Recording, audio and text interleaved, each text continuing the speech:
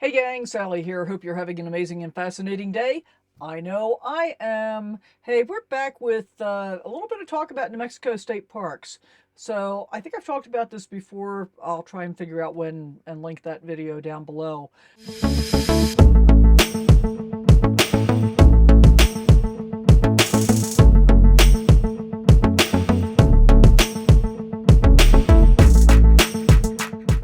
But basically, there's this whole brouhaha going on this year in which the New Mexico State Parks is proposing a fee increase. So let me tell you what we've got first so that you can understand what it is that they're proposing. And apparently, fees haven't been changed for a really, really long time, and I'm not going to address all of the fees. I'm really only going to address the ones that I actually care about. Fair enough? So, the first thing is, as it stands currently and has for many years in the past, a non-New Mexico resident can purchase an annual camping pass for $225. That's for an entire year. And for example, if you purchase it, let's say on June 1st of 2024, it doesn't expire until June 30th of 2025. So it's really 13 months. If you purchase it on June 29th, well, it expires on June 30th of the following year. So buy it early in the month is always a good idea. At least it has been. Now, I have bought New Mexico's annual camping passes previously, and I will admit I didn't get my money's worth out of them. $225 for the pass, and I ended up using it for a total of like 9 nights. As it stands right now, the basic camping fee is $10 a night. So if you're paying $225 for an annual pass, you need to camp for 22 and a half nights to justify the cost of that $225. Didn't do that the first time. But this year, my decision was that I was going to spend my entire summer in New Mexico state parks. And in fact, I bought my camping pass for this season back in November of 2023, and I ended up spending much of November of 2023 in several different New Mexico state parks. And then I was out of the park, out of New Mexico and the park system until I think about the beginning of March this year. And this is now almost mid-June. So essentially, I've had 3 months, figure 90 days, plus about 20 days from November. That's about 110 days worth of camping in New Mexico state parks, and my pass doesn't expire until the end of November in 2024. So I have more than gotten my money's worth out of it this year. That's what's going on. That's what's been going on. Here's what's being proposed. One of the things that's being proposed, initially they wanted to get rid of the annual camping passes entirely, but that apparently is going to go by the wayside now. But the proposal is to increase the camping pass to $600 per year for non-residents. Now, at the $10 a night rate, that still means if you stay at least 60 nights, you're getting your money's worth. Realistically for me, I'm doing this year. I don't like to do the same thing over and over again. So at $600 a year, I would not buy a camping pass on the off chance that I might stay for 60 nights, because I probably wouldn't. And that just seems like too much money out of pocket for something that I can't guarantee I'm going to get my use out of. But there are certain circumstances under which that $600 a year may not be quite as horrendous as it sounds for a non-resident. If you're a full-timer and you want to spend your summer in New Mexico, and your summer is going to be more than 60 days, if the rates were remaining at $10 a night, that would be 60 days, but they're actually proposing increasing the rates and charging a non-resident rate in addition to a resident rate. And the proposal for non-resident rates is $15 a night for primitive camping instead of $10 for anybody, and up to $35 a night for developed camping. So basically, they want to make the developed camping a minimum rate of $20, and then if you want, I think electricity is $10 more, and water is $5 on top of that. So a total of $35. That's starting to get pretty pricey. And the thing that I would compare it to is the federal system. Let's take a look at that for a minute. In the federal interagency pass, that's America the Beautiful, Golden Access, military, all of the passes. some of which you have to buy, some of which you can get for free. So, for example, I have a Golden Access Pass, which is free, and it's lifetime, so I never have to pay for it. And that entitles me to free admission to any national park unit or any federal park unit. And it also gives me 50% off on camping. So, for example, I've spent the last week and a half at an Army Corps of Engineers park in New Mexico, where I was able to get electricity and water for $10 a night. That's half off the regular rate because of the park pass. But when I think about that, when I think about half off the regular rate, if I'm going to have to be paying for camping using the interagency pass for the federal system versus $600 a year for the New Mexico pass that I may or may not be using 60 nights for, I'm going to stick with my federal pass. That's how I'm going to vote with my dollars. And here's part of the reason why. New Mexico is a beautiful state, and I've really enjoyed my time here. And there are definitely issues with the state parks, and that's part of the reason that they want to raise the rates. And they should raise the rates, don't get me wrong.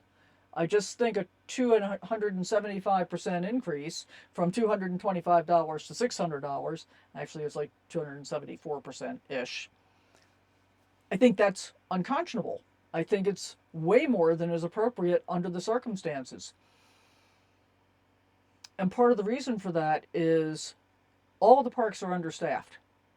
They have a great deal of difficulty, from what I've seen so far, in being able to get camp hosts to do anything, get camp hosts on site, not to do anything, but to be available. They don't have enough paid park staff in most of the parks that I've been to. And the condition of the parks is, so far, in almost everything I've seen, fairly deteriorated. Not terrible by any stretch of the imagination, and especially not at the price that I'm paying. I'm A-okay with it. And for example, I was at Blue Water State Park. They had what looked to be pretty much a brand new dump station put in, but some of the road surfaces and stuff like that were not in very good condition. Some of the sites didn't actually have fire pits. Some of them were beautiful, very well updated and so forth, but not everything. And that was fine. At Caballo Lake, I did strictly primitive camping there. Wasn't in any of the developed sites that I stayed in. I did walk through the developed sites several times. And again, they were not in terrific condition. There's, weeds and stuff growing up around the campsites, all that kind of stuff. And, if you want to charge a premium rate, if you want to charge rates that are approaching those of RV parks, then I think the condition of the park has to justify that. And I don't see how they're going to be able to do that. I don't see how their large rate increases are going to reflect the condition of the parks right off the bat. And yet it is such a conundrum because without a rate increase, they're not going to have any money to be able to do the things that they need to do. They're in a tough place, no doubt about it. And I think the reality is that, everybody is going to have to make the decision for themselves as to what's right for them. But here's another issue that I've run into. And I was only seeing this out on like dispersed camping areas, on BLM land, for example, where people were obviously living there and strewing their trash all around them, and tarps up all over the place, and a mess. I don't want to be living in a mess, and not observing the 14-day rule. I haven't really been seeing that in dispersed camping, but I have seen several sites in New Mexico state parks where that's obviously what's going on. And I'd be willing to bet that those people have not paid for the annual pass or haven't paid any daily use fees, as they should be, for occupying a state park. So bottom line from my perspective is, if it's going to go up to $600, I'm probably done buying an annual pass. Doesn't mean I'll never stay in another New Mexico state park. And never say never. Always be open to change. There go my glasses. Got them. So there's that aspect of it.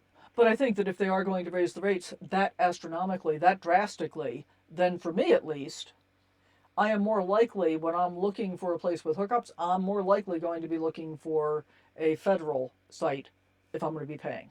And another alternative that I use periodically, I have a lifetime membership to Passport America. It's the original 50% off club.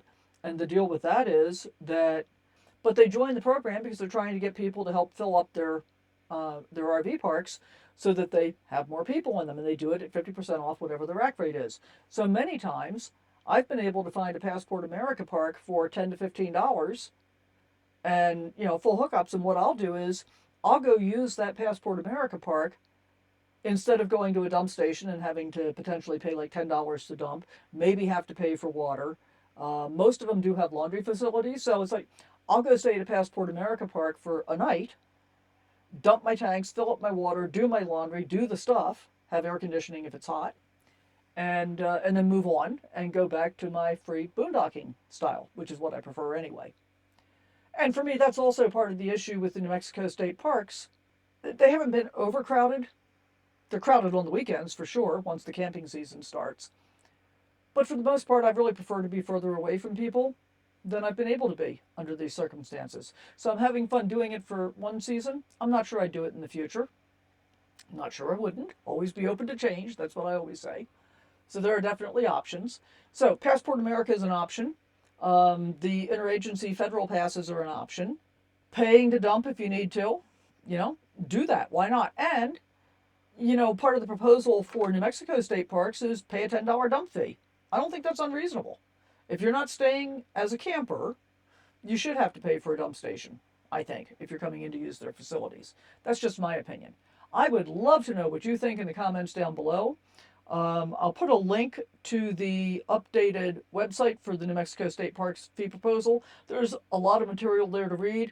They are holding public meetings during the month of June, and the first one is a virtual meeting online on June 17th. And I will say this, I mean, if you're saying to yourself right now, oh, I don't ever plan to go to New Mexico state parks, I get that. But one of the reasons that this is so important is if they manage to get the rates raised to this extent, which is way beyond what they are in other states, by the way, especially for resident programs, and I'll give you a couple examples of that. But if they manage to get these rates raised, then one of the things that we have to think about is the fact that it then becomes an example for other states to use so that they can raise their rates as well. Let me give you a couple of examples. As a California resident, I was able to get a California State Park disabled pass, and after you dig around on the website long enough, you can discover that California considers you to be disabled if you're on Medicare. Seriously, go figure. So I was able to qualify on that basis as a California resident, and the pass itself cost me nothing. I had to pay $3.50 to have the pass card mailed to me, and that gives me 50% off on all the camping rates in any of the state parks in California. So that's a really good deal. Now, my domicile is technically Nevada, even though I get my mail in Texas. Whole different story. I should probably do a video about that. But in Nevada, the Nevada State Park deal for senior residents, which I am, $30 a year for primitive camping, and if you want water and electric, it's $10 a night. Again, a really outstanding deal. So I think New Mexico has some work to do really in trying to structure their program in a way that truly makes sense and is going to get the outcome that I think they're looking for. I don't know, I could be wrong. I'm not sure what outcome they're looking for, actually. The material that they've put out is not terribly clear about what outcome they want. If what they want is to increase the use of the parks, then raising the fees to a reasonable rate makes absolute sense. If what they want is to reduce the use of the parks, then the proposal of $600 a year is certainly going to have that effect, I believe. I could be wrong. Let me know what you think down in the comments below. As always, thank you so much for being here and sharing your time with me. I truly appreciate it. And if you haven't already, please consider subscribing. If you have subscribed, double check to make sure you still are. Hit the notification bell, leave a comment down below, and we'll see you next time. Thanks for watching. Bye for now.